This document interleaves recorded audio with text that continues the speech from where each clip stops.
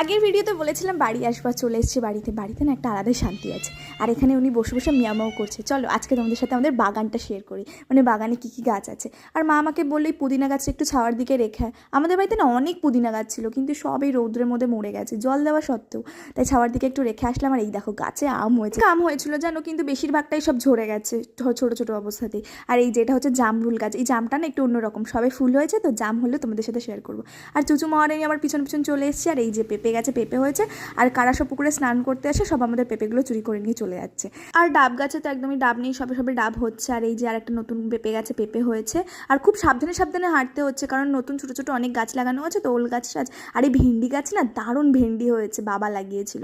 আর এই যে ফুল গাছগুলো আর অ্যালোভেরা গাছগুলো না কেমন লাল লাল হয়ে গেছে এই রোদের জন্য। আর আমাদের নতুন ল্যাংড়া আমের গাছে ল্যাংড়া আম হয়েছে, প্রথমবার আমরা এই আমটা খাবো। তো ভিডিওটাকে ভালো লাগলে একটা অবশ্যই লাইক করো, চ্যানেলটাকে সাবস্ক্রাইব করে। দেখা হচ্ছে নতুন একটা ভিডিও।